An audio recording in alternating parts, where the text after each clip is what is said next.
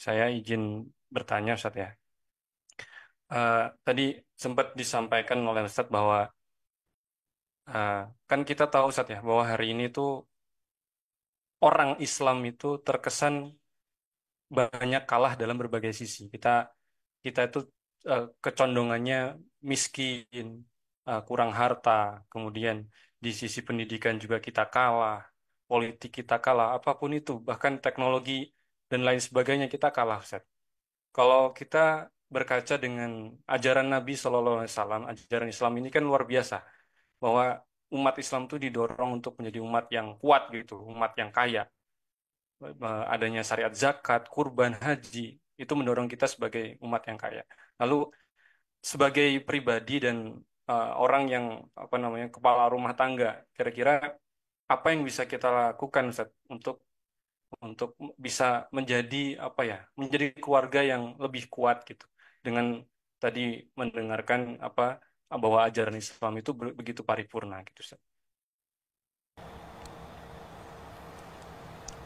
Yang paling miskin orang Islam, paling jorok orang Islam, paling mundur orang Islam, paling terkebelakang orang Islam, yang paling suka kelahi orang Islam, yang sekarang terjajah tak ada yang peduli orang Islam. Ya kebetulan takdir kita hidup di 2024. Ya beginilah keadaan Islam sekarang. Emangnya pernah Islam ini hebat? Tengoklah gedung-gedung yang hebat di Andalus. Punya siapa? Punya orang Islam. Dulu ada namanya istilahnya Mozarabik. Mozarabik itu tradisi Arab yang ditiru oleh orang Eropa. Tradisi Arab yang ditiru oleh orang Eropa. Dari mulai cara berpakaian, arsitektur bangunan, universitas. Universitas Cambridge dengan Universitas Harvard masih lebih kalah dibanding dengan Universitas Qarawiyyin dan Al-Azhar. Yang sekarang-sekarang. Jadi kita ini dulu pernah sangat hebat ilmuwan-ilmuwannya, arsitek-arsiteknya, pemerintahannya.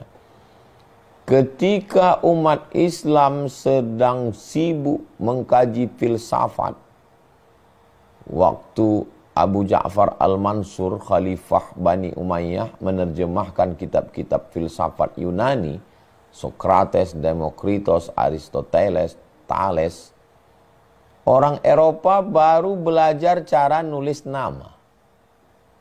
Bayangkan itu kesenjangannya. Jadi Islam pernah hebat. Dan kebetulan pas kita hidup tahun 2024 ini, pas lagi Islam jatuh-jatuhnya. Pas lagi jatuhnya lah sekarang kita di sini. Lalu apa yang bisa kita lakukan? Saya sampaikan ke ustazah tadi waktu jalan. Saya bilang kita fokus saja mendidik anak-anak perempuan. TK Quran, SD Quran, SMP Quran, SMA Quran. Nanti dia hafal Quran, bisa baca kitab, bisa bahasa Arab, bisa bahasa Inggris, punya life skill. Jadi kalau perempuannya baik, suaminya baik, anaknya baik, mantunya baik, cucunya baik, lingkungannya baik. Fokus saja kita di sini. Saya mesti meyakinkan diri saya, meyakinkan keluarga saya, meyakinkan ustazah-ustazah yang ngajar di pondok, membangkitkan semangatnya, buat ujian evaluasi murojaah Jalalain, bahwa anak-anak ini ternyata bisa baca kitab, bisa mereka baca tafsir Jalalain. Evaluasi hafalan, ternyata hafal dia. Apa tuh ngapal-ngapal aja, nggak bisa baca kitab. Ternyata bisa dia baca kitab, ngerti dia, paham dia. Untuk apa bisa hafal Quran baca kitab kalau nggak bisa masak? Didatangkan yang bisa kuliner, buat brownies, buat masakan, ngatur tamu-tamu datang. Ternyata bisa dia. Kalau baik perempuan ini, suaminya jadi baik, nanti punya anak-anaknya baik. Dia punya pondok, pondoknya baik, santrinya baik, wali muridnya jadi baik. Maka insya Allah nggak bisa instan. Ini sekarang semuanya mau instan. Kalau mau instan, mau cepat-cepat, nggak sesuai kenyataan dengan keinginan, nanti kena futur. Futur itu ngeri itu. Orang yang terlalu berapi-api ingin memperbaiki umat ini, pas nggak sesuai, mentok dia. Bisa murtad, na'udzubillah.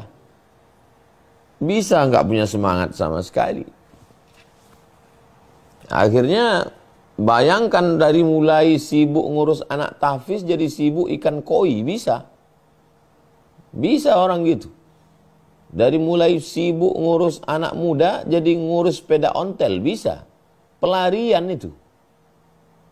Muak udah berteman dengan manusia ini, akhirnya berteman dengan besi rongsokan. Bisa. Saya masih yakin dengan proses. Masih yakin dengan proses. Dulu pikiran saya sangat simpel sekali. Saya S1, saya S2, saya S3. Habis S3 saya ngelamar jadi dosen.